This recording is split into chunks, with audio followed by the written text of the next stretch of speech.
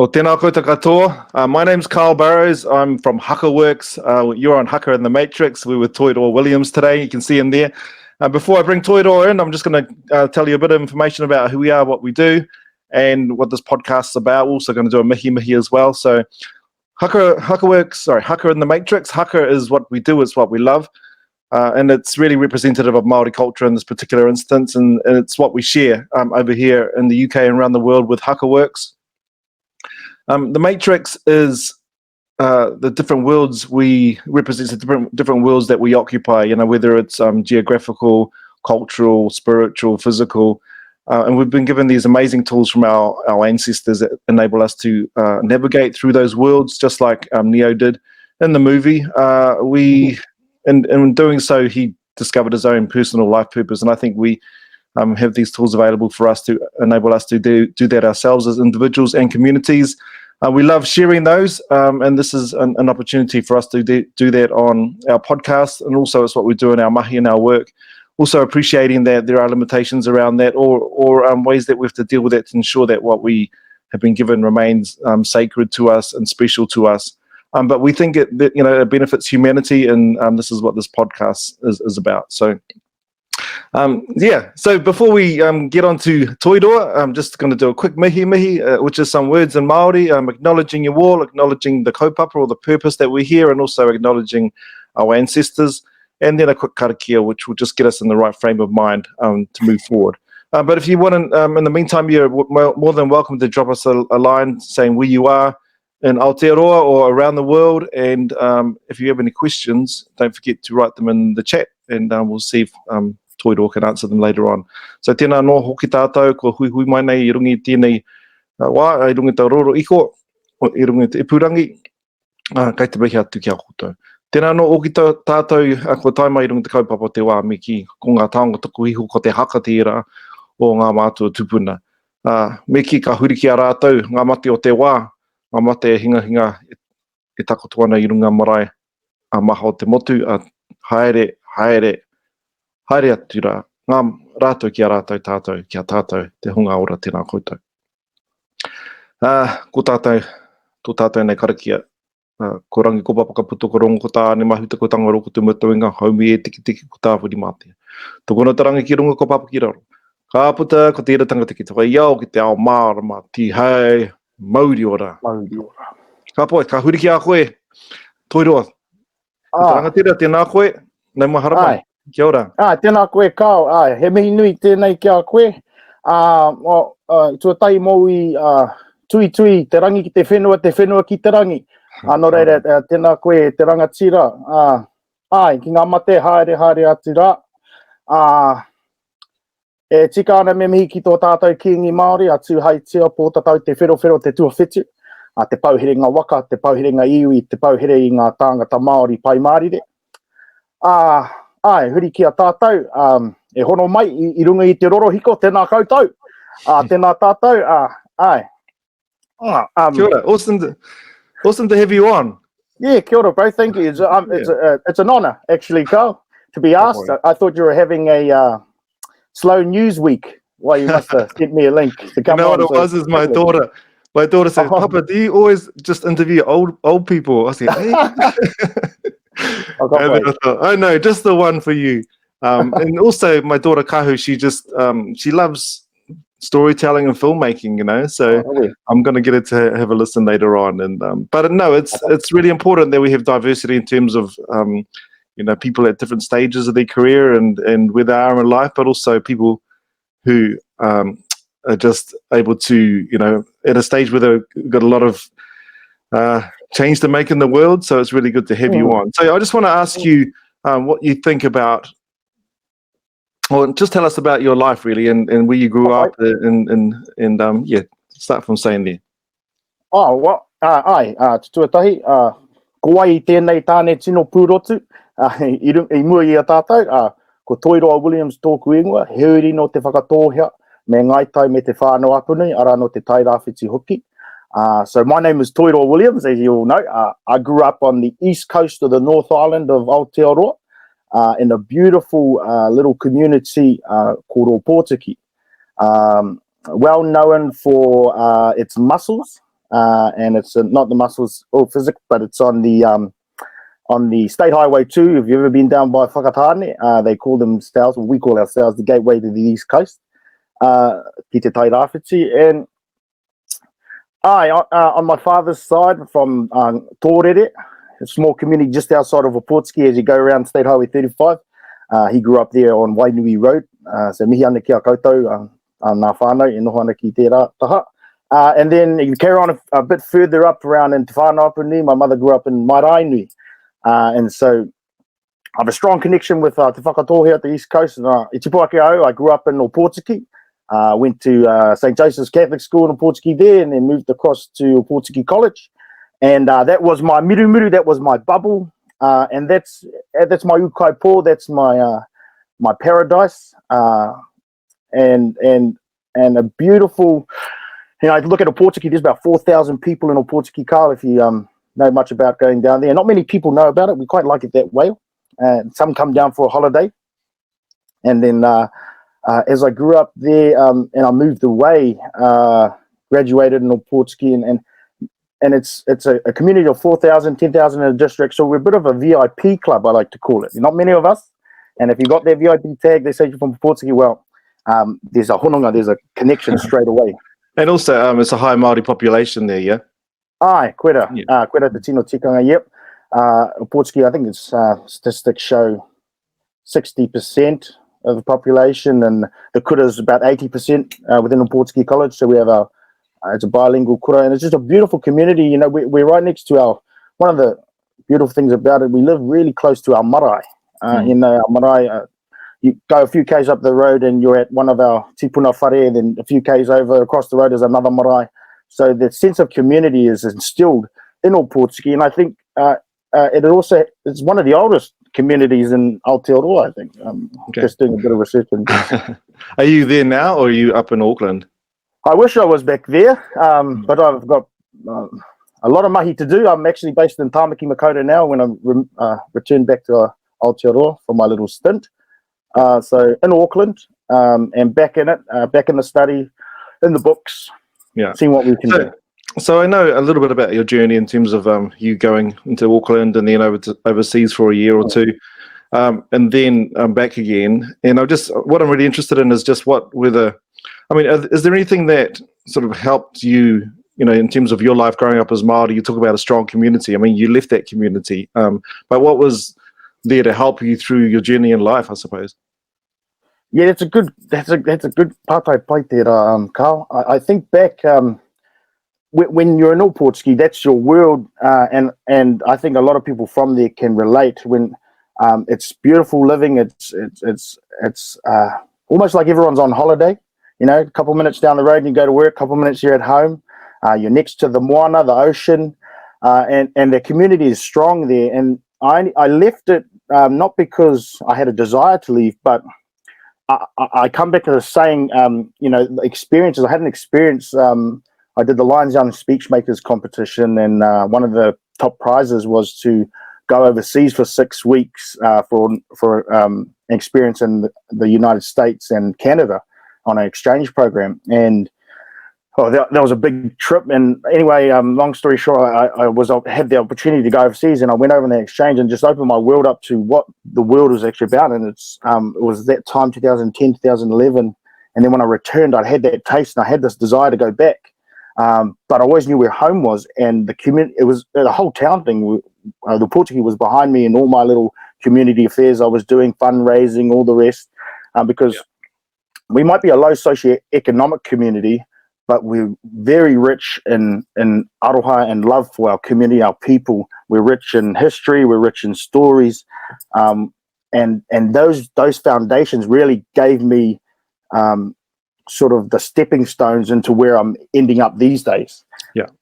And also, even though you left home by the sounds of it, people were still there supporting you. You still had that support of your community. Absolutely. I think that's with any community. My mother and father, they still are in Waiotahi there, just up Pairata Ridge, up the back. And that's our home, our whānau home. We always go back. That's Christmas. That's those classic. I'll tell a story later on about my father.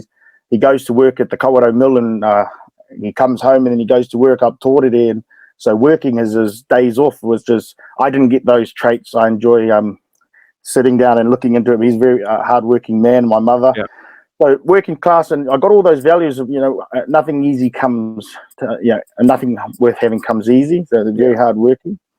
Hey, just on this community support, just a lot of people coming in saying hi and kia ora. So Greg Porritt says kia ora, Carl.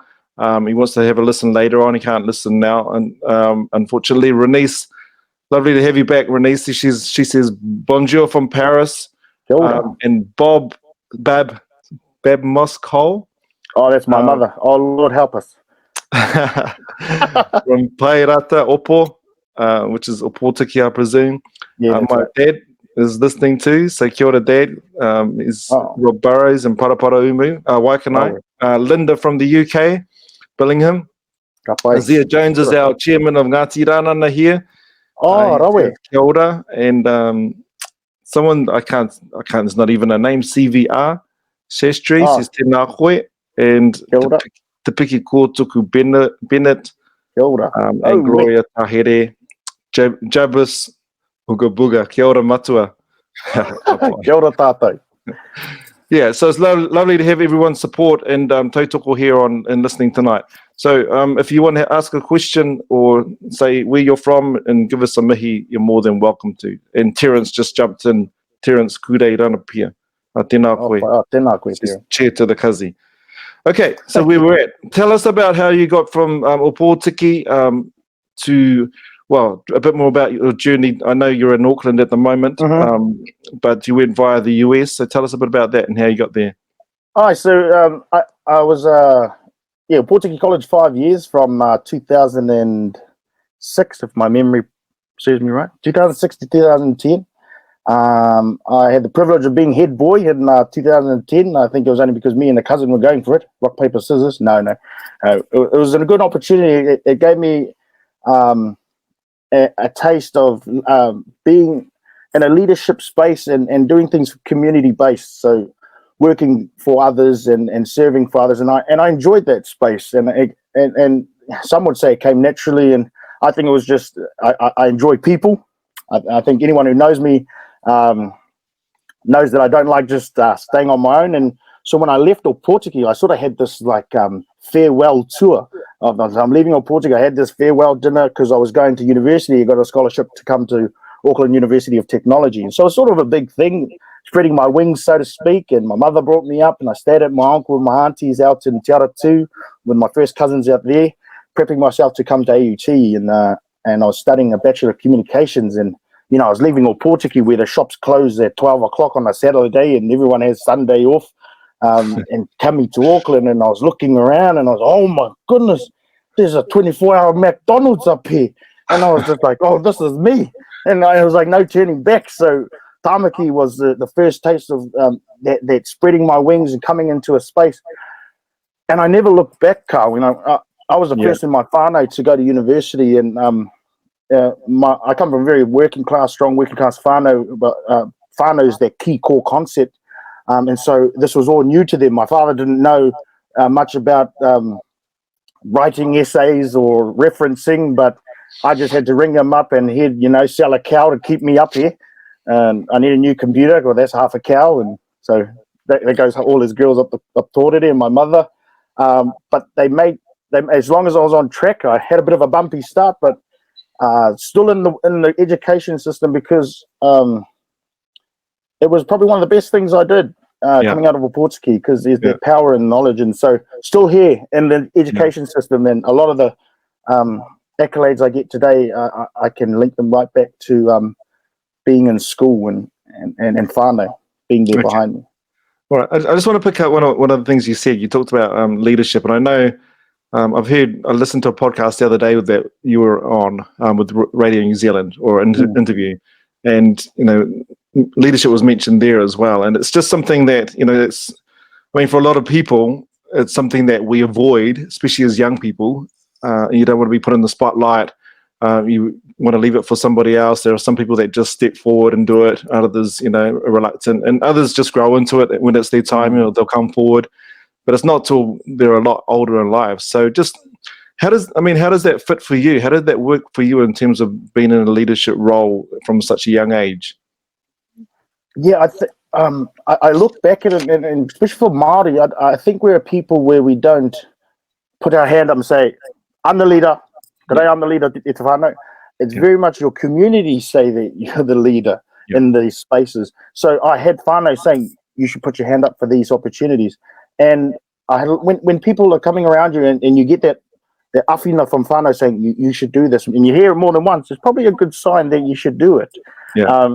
And so I did it with a sense of, okay, how is this affecting everyone, and how are we going through, and who's behind me, and is everyone happy? I like to please everyone, and that's why I probably wouldn't make a good politician, because I want to make sure everyone's happy, you know? Yeah.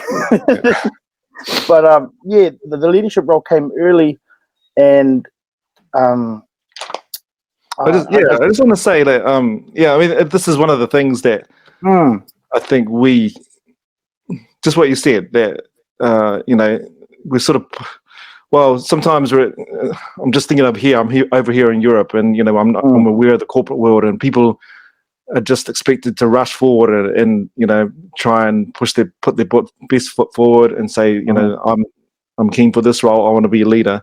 And I mean, it doesn't happen for a lot of people. They don't choose to do that. It's not their personality. But what you said in terms of Maori leadership is the other way around. It's your community pushes you, and I think that's something that's really it's really important to hear, for other people to hear, because I think it's a good model. It's a good model that other organizations need to look at.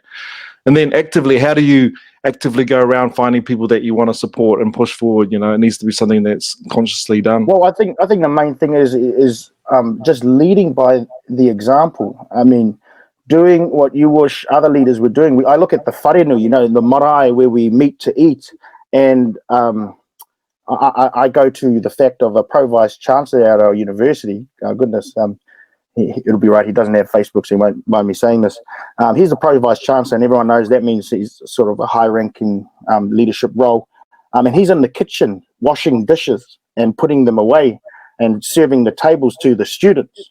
And so when you see someone of that role, that leadership serving the people, that the students, us tauira, it's sort of it almost like a reverse psychology. Wow, that's the type of leader I want to be, someone who's right there in touch with their community and those who they're serving.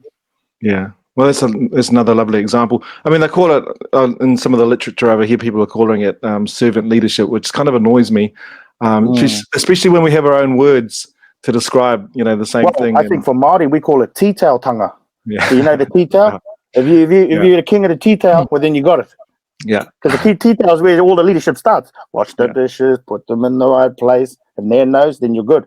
Then you get out the front. With the kai, with the hagi, yes. No, all of that. Good point. So, just coming on to, so you did your Bachelor of Communications, and then it was after that you went to the US, or was it, you did your doctorate? How did this work? Yeah, I did my bachelor's at the university, fell in love with the university. AUT is my whānau away from whānau, really. When I left Opotiki, there's the Maori unit, very strong in Te Arapautama, and we're actually, I think we're the foundation tauira students of our university's Maori unit. And I think they're very, very important to have cultural groups within big organizations, because it is a sense of belonging, and it gives us a sense of identity and connection to like-minded people, to whānau. And that was really one of my foundations that kept me going throughout the journey within the university. Coming to the end of my bachelor's degree, I majored in television, and I thought, yep, that's me. I'm going to work for Sky Sport, watch free rugby, get down there next to the field. And I had a stint at Sky Sport, and I fell in love with Sky Sport. But the industry is evolving, and especially in media and television. And if you're looking at it and the future of it, it's pretty interesting space to be in terms of television. So I had an opportunity to come back to university, and got an opportunity through AUT again to come and do a master's. And I'm sure most of our fun, I didn't know what a master's was before I did it, but the opportunity provided me a space to come back and work on a project that meant something to me, and create a artifact and a thesis, which is your written. That's a thesis you hand in. So after developing that, I picked Opotiki as my subject, and it gave me reason to go home and develop a film and some writing on Opotiki's youth and how we can create essentially more leaders in our community.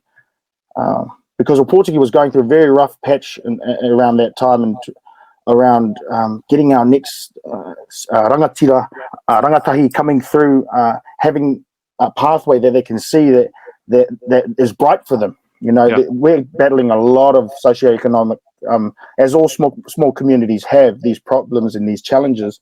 I wanted to flip the negative stereotypes on the head and say, well, look at all these good ones coming up at Opotiki. What makes them good? What are the foundations behind why they're doing so well? Yeah, and so I think young James Rolliston was one, our claim to fame. He's the second most famous person out of Opotiki behind me. Then we've got a beautiful friend of mine, Mania Campbell Seymour. She's a doctor now, and I think she's still based in Rotorua. And a single mum of ours, Awhina Kude, bringing up her beautiful daughters, and now with Terence, who was just calling us the Kia ora koutou, tēnā koutou, and how the community, and they all boiled down to these few reasons of why they were doing so well in their space, and it had something to do with this town, a very special place, Carl, Opotiki. Okay. So if you ever come down, come through.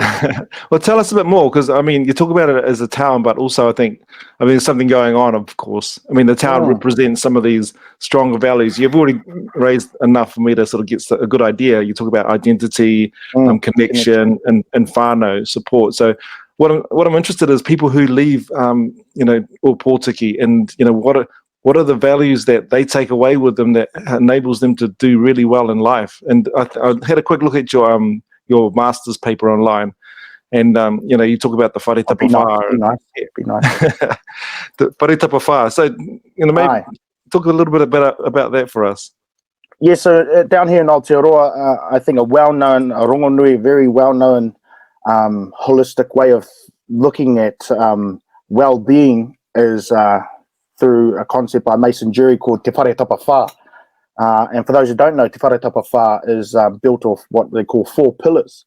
And so the 4 walls of a house, to keep that roof up, those 4 walls need to be strong and intact, and they relate to taha whānau, or your family, taha hinengaro, mental well-being, taha tinana, your physical well-being, and your taha wairua, your spiritual well-being.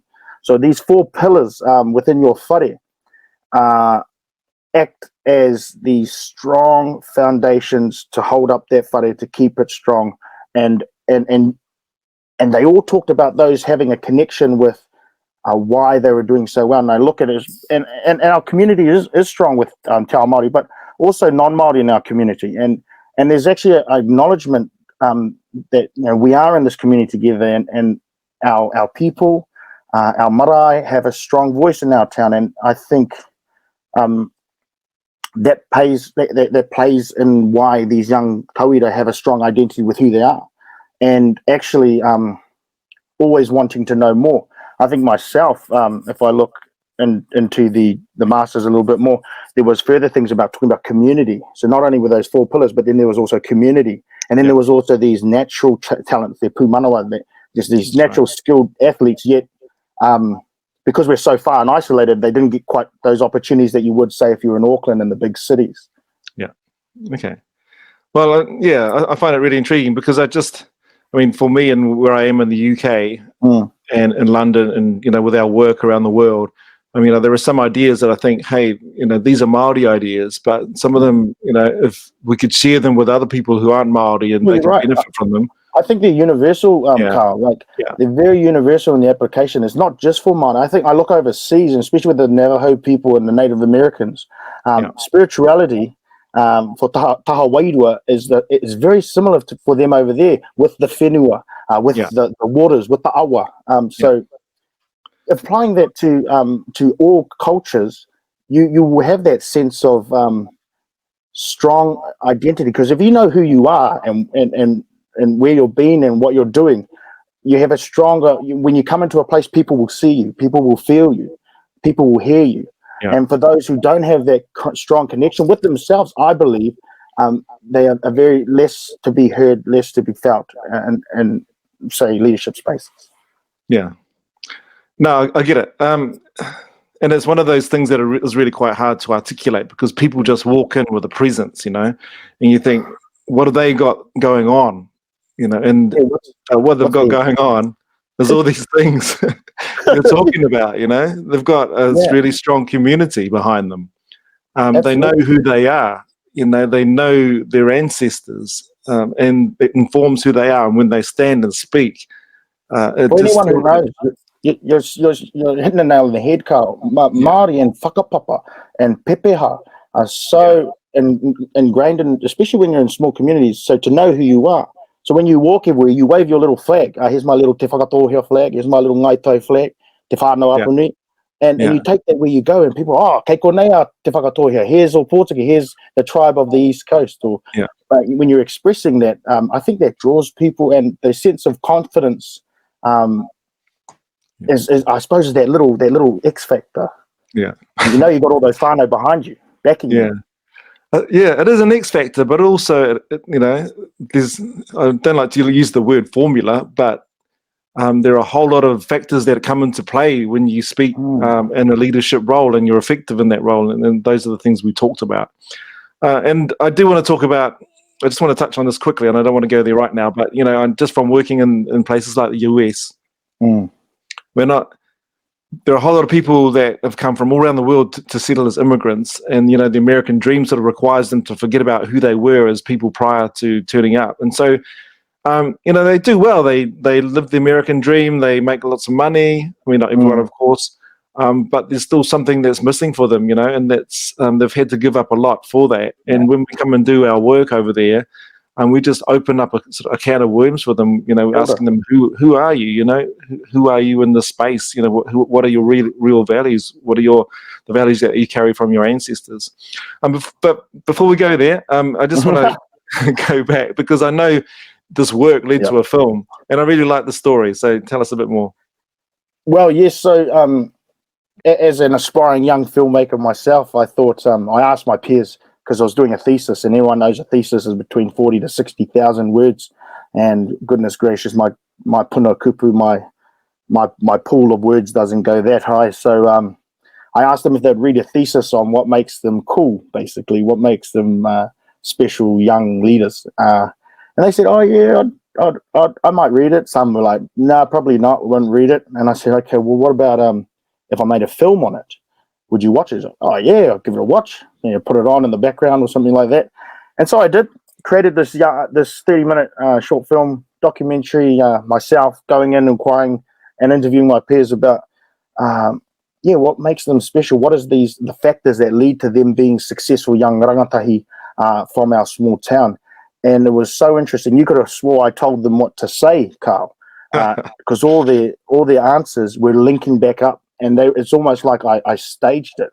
But punoki te atua, in my heart, it was literally like, wow, these are what make our young people. So to basically look at these and then try and create this type of incubator, and then, I don't know, filter all our rangatahi through these same concepts, we could probably be developing even more young rangatahi leaders from our communities. And like I said, universal. I don't think it's just pertaining to Māori. I think it's just, as Indigenous, we're very connected in who we are. We're connected to the whenua, the land. We don't own the land owns us. We go back to the land. We're here for a blink in a minute, and we're gone for eternity. And so having those concepts, turning them around on their head. Today I heard my uncle, when we had a hui back home, that who's your God today? In terms of your spiritual world, your wairua. And they were saying money's our God.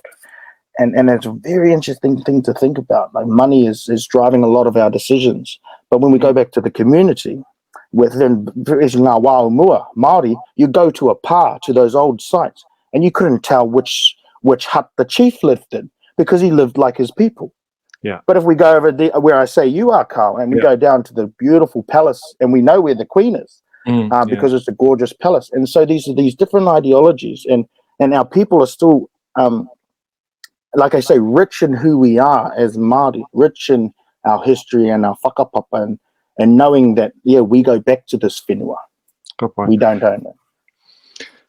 Yeah, hey, I just, well, a couple of things. First, I just want to, there's a whole lot of people saying mihis to you. So there's Tēnā Korua from Kane. I spoke to Kane Harnett last week. It was a really good kōrero. So he's in Copenhagen. Gina Ann Coleman from Waitakere. Says kia ora, watching from there. Raniera Harrison. Oh, Rans. Tēnā koe, Raniera. This is what he says. Hika ba. Watching from Opotiki, kia ora toi, from Nita Walker, Hohepa, Mihaka Witihira, Naisa Hafuka, BARP, BARP. Cyrus Williams, hi Uncle Toiroa. Kia ora e hoa. Isita Polovili, and yeah. Beautiful. Yeah, and a whole lot more. You have to read them later. Too many. Kia ora, ka pai. But thanks for everybody to say for coming in, and Mr. Kiwi Biddle from Opape.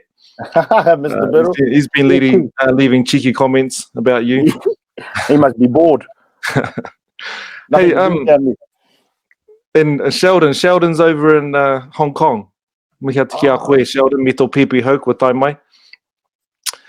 Okay, so what I really like about this story is because I've heard another story similar in the past, and someone said they'd written this amazing book, and they went and took this book back to their community, and the response was, when's the movie coming out? And that was the joke. But what I really love about what you've done is it's not a joke. You made the movie. So I think that's just the step. It just shows the sort of courage that we need to be able to leap forward and just keep moving on these issues to bring more and more people under this kaupapa. So what's the saying? Pictures say 1,000 words. Yeah, movies, they must say 1,000,000, because that's like thousands of pictures put together. So, yeah. There you go. So this is what we this is really a good way for us to get to the next stage, because where did that take you in terms of your journey? Yes, so I'm back at AUT. I've graduated with the Master of Arts in Māori Development in Te Arapautama, and I had an opportunity to come out 2016, I think, yes. And I was meant to go and study at Te Wānanga Takiura, Te Whare Wānanga Takiura, under the whakaruru hau tōku whanaunga, tōku krau, tāwhiri, rawa ko whaka, tāwhiri mātia whaka. But then I had an opportunity through what Sundance run as a internship program. And this internship program is in-house at AUT that links recent graduates with opportunities to go and study, to work abroad, actually, to get work experience in related industries that they were studying in. And I think it was a new opportunity. I think they just got the opportunity with Sundance, the connection to have students go over there. And I applied for it. And I'm not sure if anyone else applied because they gave it to me.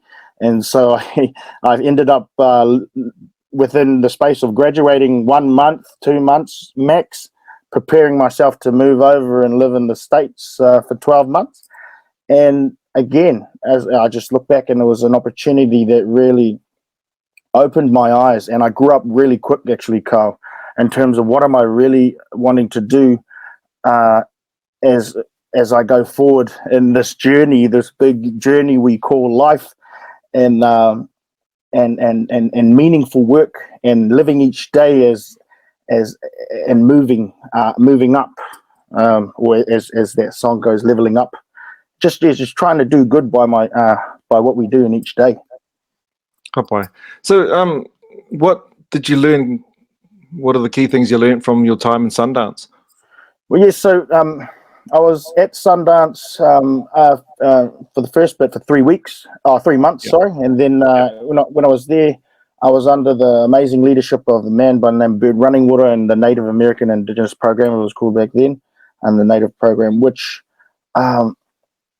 is an incubator for the next Native storytellers. And I learned so much from the Native American Indigenous program in that time. And I met some amazing and inspiring people who are in their communities, creating change through film. The power of film is just unreal. And when I was going over there, my aunties and all that heard, "Oh, you're going to Sundance." And they all had crushes on Robert Redford when they were growing up, and he's still involved with the Institute now. So just their connection with it, and them, I didn't quite understand the power of a place like this independent forum for emerging artists and the next big films, and going there and rubbing shoulders with what I like to call the All Blacks of the film world. I was like a sponge. I just soaked it up. But the amazing thing, Carl, was not only was I learning from them as native movie makers and shakers in their space, they were learning from me, this young Maori boy from Opotiki, from Aotearoa. And there was this exchange of ideas and the ideas that were similar, like Te Whare Tapawha, and ideas that were separate, and how they're in this bigger world, which is the States. And there are just so many more challenges for them to develop content and get voice out there. And they have to look at the States at this point in time, and you just feel for minority and Indigenous communities because it's hard for their voices to get heard. Yeah. And I mean, I think the American African Americans are doing a really good job being heard right now. It's amazing.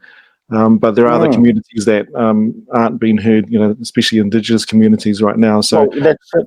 Yeah. Especially for Maori, as tangata whenua, when I went over there, I made sure to pay homage to the tangata whenua of Los Angeles and through those native communities, because the first people it means a lot, especially to Maori. Yeah. Okay. So just a little bit about storytelling, and I've just got this quote, and I looked it up because Steve Jobs is, he's usually says it, and it's quite famous. So the most powerful person in the world is the storyteller. The storyteller sets the vision, values, and agenda of an entire generation to come. I really like that quote, but I looked it up, and there was something else he said at the same time. This is back in 1994. When he was CEO of Pixar. This is according to the internet, at least. And so this is what he said. And Disney has a monopoly on the storyteller business. You know what? I'm tired of this bullshit. I am going to be the next storyteller. So Steve Jobs. Yeah. Wow. Yeah. Well, you're schooling me today, there, Carl. Yeah. Well, it's I just think I think he's right. Storytellers are amongst the most powerful people in the world because they do set the agenda. They set the values through story. And also, I think, I just like his attitude to say, move over, it's time for someone else. And I just want to think, I think we're naturally good at telling stories. Kia ora. Yeah, as Maori. And I just think we need to find a better way to get those stories across in a better medium. And this is where film comes in. And I just want to finish off because I think, it's just like Steve Jobs said, move over, Disney. It's time for him. Now it's time for us. Obviously we don't have billions like Steve Jobs, but there are other stories that need to be told, and I think it's time for Maori and other Indigenous people to start telling their stories now.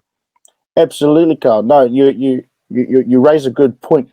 Indigenous communities need to be telling Indigenous stories, and that's one of the major learnings that I found working at Sundance and under the Native program, going out with these Native up-and-coming artists.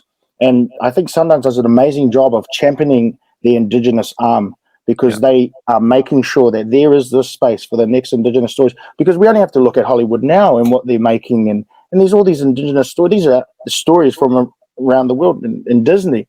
They're Indigenous stories because I don't know, maybe we've run out of our Harry Potter makers and we've run out of our Lord of the Rings. So the next best thing is Māori have amazing stories. Yeah. We look to our own people and what comes out of this small country. They're movers and shakers on the main road.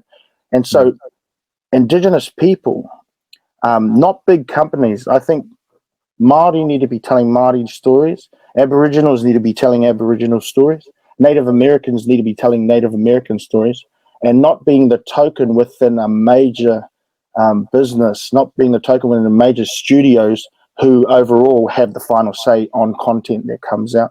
And so being independent and having that drive to champion stories that come from communities. And I could even go further to say people from the community in which those films are being made need to be made by people from those communities, not others coming in. Yeah, because you're going to get the true essence from that, I think. Yeah, I think, and the difficulty, of course, is it's a billion-dollar industry. Yes, It's like massive, and it's just full of people who've got all this expertise from a particular culture. And for us to infiltrate that, and the way you start, I presume, is that you start with things like Sundance, and you create relationships with people like Robert Redford, who have got a huge clout in the industry, and we start feeding our people through, and then you start to look at how can you collaborate with other Indigenous peoples, because there are a limited number of people who have the skill. But it's good to see people like Taika Waititi, of course, coming through, and succeeding. He's doing it for all of us, eh? Yeah. Keep going. Don't stop here, what? Haere ito haere. Carry on. Okay. Open some more doors for us, though. If he's not done enough already. Yeah. All right. So I just wanted to talk a little bit a bit more about your time in the US, because we were lucky as Haka Works to come across you. And there's not many people that do Haka in the US. It's not like the UK. There's a lot more that come through on a regular basis. It's quite difficult to get in the United States. And so for us to have you as an amazing kai Haka over in the other side of the world, it was great for us for the short time that it lasted. It's a shame it was short. No, but I just wanted to ask you. You did some Haka workshops. You shared culture. You talked about some of these values with some of our clients. How was it received over there? How was Maori culture received over there? I mean, Carl, when I was living in the States, it was one of those cliche things that you don't know how good home is or what you have until you go away from it. And I'm sure you can understand, especially living in London, and suddenly finding yourself being probably involved, I could say, I'm guessing here, but more in Maori overseas than you would have been maybe back home. And for me, I took it for granted, all these aspects about Te Ao Māori. And when I was overseas, I had that yearning for it because it wasn't there anymore. And I was it. I was the Māori. and actually, I think I grabbed a few pages and I was on the Kiwis in Los Angeles page, and I met a few other Māori living abroad there for 20 plus years. And I think through a friend of a friend, just like down the kumara vine, as they say, we got in touch with you and you found out I was over there. You didn't know if I was a good kai haka or not. You just said, young Māori boy, yep, you can come work for me. And so, e mihi ana kia koe, Carl, for giving me that opportunity to work beside you, as you said, based in London, and you're flying down to the States to provide a space where Māori can be at the forefront of these major corporations in Los Angeles. That's he whakaaro rangatira tērā, he mahi rangatira tērā. Those are opportunities that our people need to know that Māori, being Māori these days, is cool, cuz. It's cool. And wave that flag, because that was my point of difference over there. People say, hey, Holmes, hey, Essay. And they thought I was Mexican. Yeah. And I was like, oh, hello. And they were like, oh, you British? I was like, no, colonized by them though. Carry on. And it's, are you Australian? Is it no? And so this connection of always telling them who I was. So, back here you don't say, oh, I'm Māori. So every day I was saying I was this Māori, and then got an opportunity to be Māori and have a job at expressing it with you guys was really one of my key highlights I always talk about over there. Because not only was working with you, I was in this rugby team over there. And, over there, I'm a Māori All Black playing rugby. I'm a Māori All Black here. I couldn't even make the bloody prems. So I'm over there. I'm playing this amazing game with, I think, Ventura Outlaws over there. Loving it. I was a god. They were amazing people. And now saying, thank you. No. But I go to this final game. We've never won a championship before, right? This is the team. You think I love Ventura Outlaws. We're in the final game, and we're playing this big game, and we have to win against the Las Vegas Irish, is their name, the Las Vegas Irish. They were full of our cousins from over in Samoa. So we had all of these Samoan cousins and playing this Māori boy and these Americans splotted out between these two rugby teams. So again, I'm in rugby and I'm playing in Los Angeles, playing rugby. And then we have to win against the Irish. And, I think it was only a try in it. And I just need to look at the records, but I think I scored the winning try there, Carl. And then someone put the kick over, and then so I'm getting hailed, and we're just loving it. The waiter was good. We go to this bar. We go inside this bar, and we're going around in the club and like, oh, brother, you played amazing today, brother. And I was like, thank you. He was like, you're like this Maori warrior. And I was like, yes, I am. Yes, I am. And he said, you're this Maori warrior. And they asked me, hey, in this pub, brother, can you do us a haka? I was like, ooh, what? Come on, do us a haka, brother. I know you Maori people are so in touch with their culture. Do us a haka. I was like, sorry, bro, I can't do a haka. He's like, come on, please. I was like, no, it could be culturally insensitive. I mean, we're in a bar, in a public place. Please, brother. Nah, come on, brother, I'll buy you a drink. Oh, karite, come on. And away I went. And I did this haka in this pub, and the whole place, spotlights on me, bang. Yeah. And then I had the security coming over, had everyone coming, and there were all these phones out.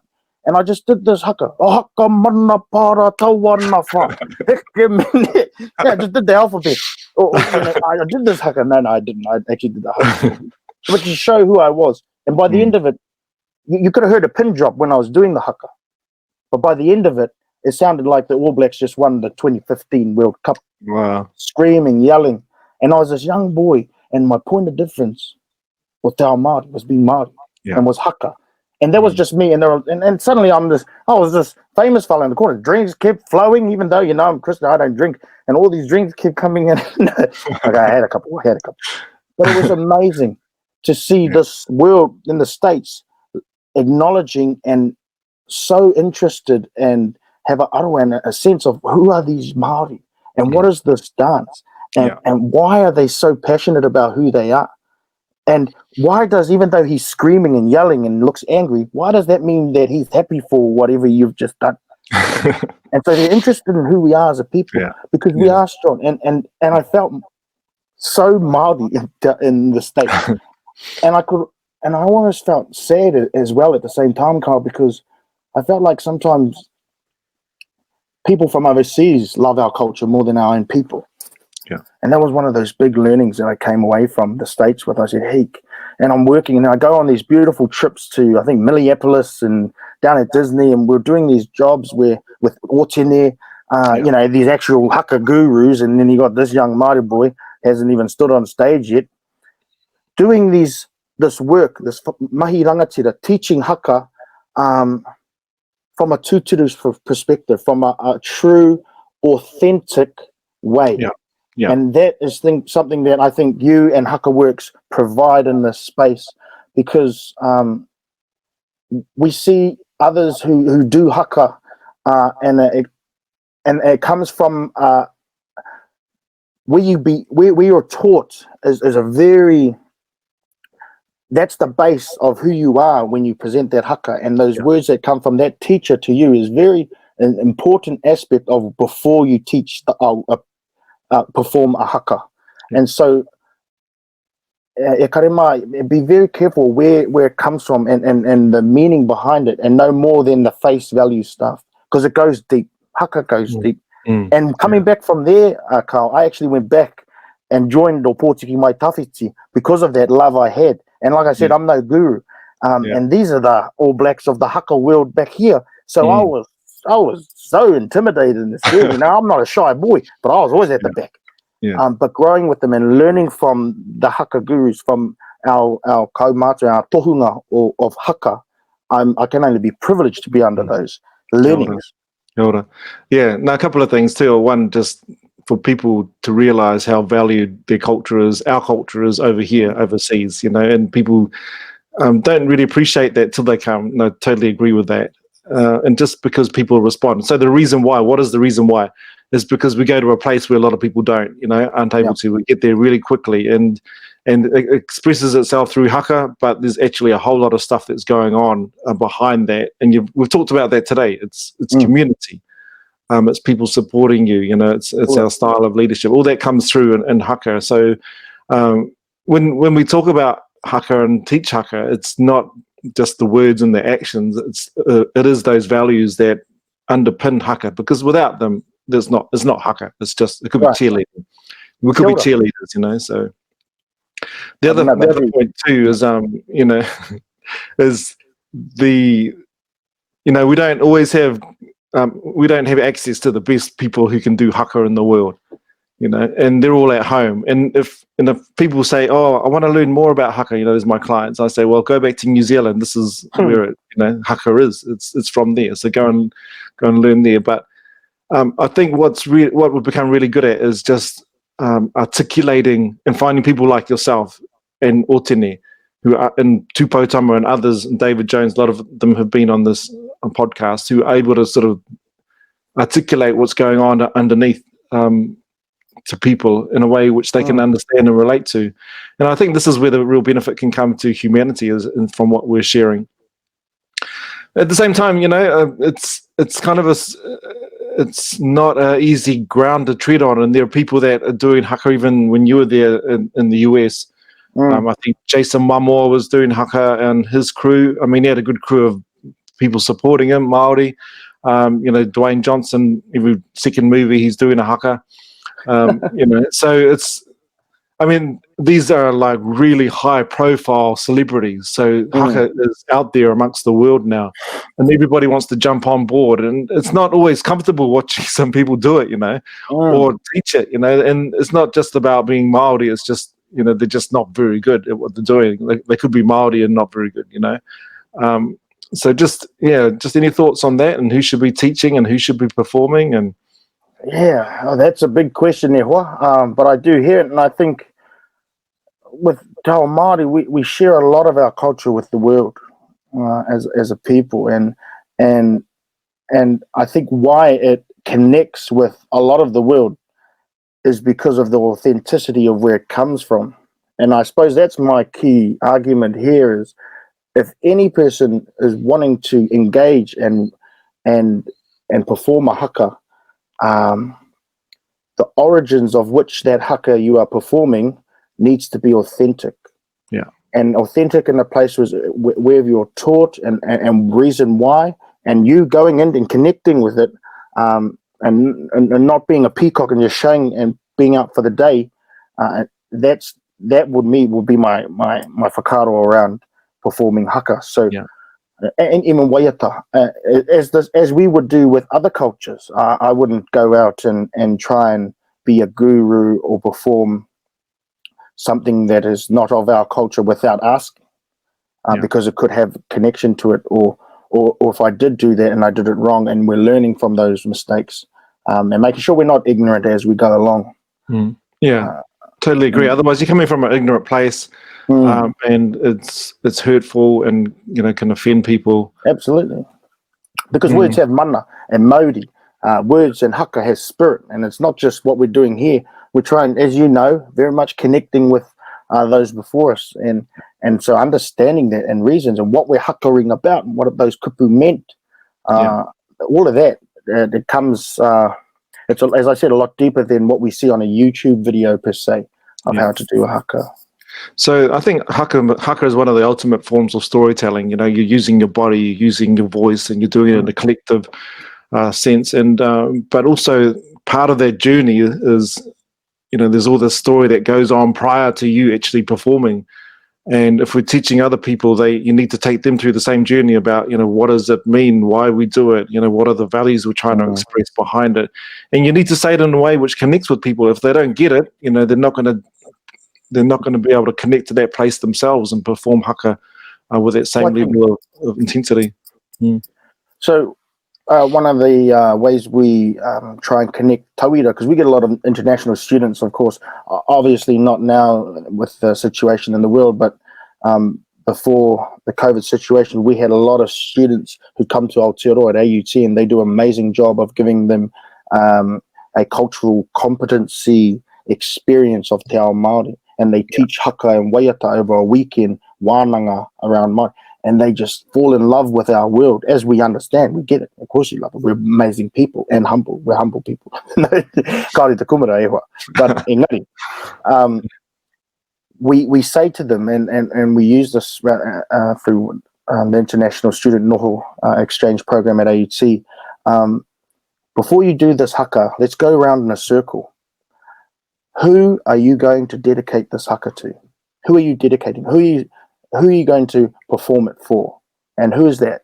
And every single person that goes around is either someone who's been a big influence in their life, their parents, someone who's passed. And once immediately, Carl, they're connecting with this exactly what we're trying to do with Haka. Yeah. We're connecting them with things that we can't see anymore. No one, someone might say their cat, but their cat has that strong connection to them. And, but those who go that little bit extra and think about, my grandmother, and then tell us why. She brought me up. She wasn't actually my grandmother. My mother's stepfather, he was the father I didn't have. These are these type of stories we hear, and boom, got you. Yeah. Perform that Haka for them. Yeah. And they do a pretty good job. Yeah. In a 2-hour window we give them. Yeah. They give Matakini a good run, I think. So, no, this is exactly it. And I think with us and our culture, those things are always there amongst our communities, and amongst our worldview. So we live our grandparents or our ancestors come through who we are and our stories that we tell all the time. But for other people, it's just a process of helping them through to understand that, okay, if you connect with this part of who you are, when you haka, you bring forward that authenticity. Kapai, that was really lovely. Thank you. Just a lot of comments. I'm really sorry I can't say them all because there's just way too many. But a couple of your relations want you to put on some sunglasses. So, yeah, here we go. This is Moko, Matsu Hoko. I dare him to put them on before he signs off and be like, Toiroa out, screen blanks. Thanks. Who are we kidding though? Who is this? Tēnā koe, Matsu. I told him not to. What?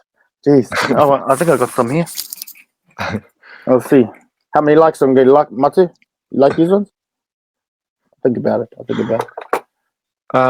And something from Jody here. I kia ana te kōrero ki a mau ki ngā kupu o tātou mātua tupuna, mauri ora koe. Thank you. Tēnā koe, Jody. And there was somebody else that said something along similar lines, saves me translating. Jonina? Kia ora. Whājanina, whakapapatikanga, and kawa te hāhi ringatu. Ai, koera. As our foundation, what keeps us coming home. Kia ora. Yeah, te hāhi ringatu, the Maori faith, Christianity that the Kōti built back in the 1800s, very strong in te whakatohea. And I'm a new learner in that te rā ao. So yes, tēnā koe Janina, te hāhi ringatu, taha wairua, spiritual. Matilda is asked, I'm not going to let you answer this, we'll be here forever. Ask how we got home from that rugby game. It's a great story. Yeah, I think this is you're on the wrong live there, Kari. I think that one's after dark. We'll tune in on that one later. Kapai. All right, so we're gonna. I think that's it. Is there any other kōrero you want to say before I finish off and get you to do a waiata? Oh, ne. No, I think it was beautiful kōrero. Tēnei te mihi atu ki a koe. Pai tiki te o tō kanohui. Haere tō haere. Keep doing a beautiful mahi that you do. It is so important. You are that face for our people in the world and connecting us and being that ambassador. Naturally, Māori are ambassadors for our own people. We don't need those labels within government to be proud about who we are and where we come from.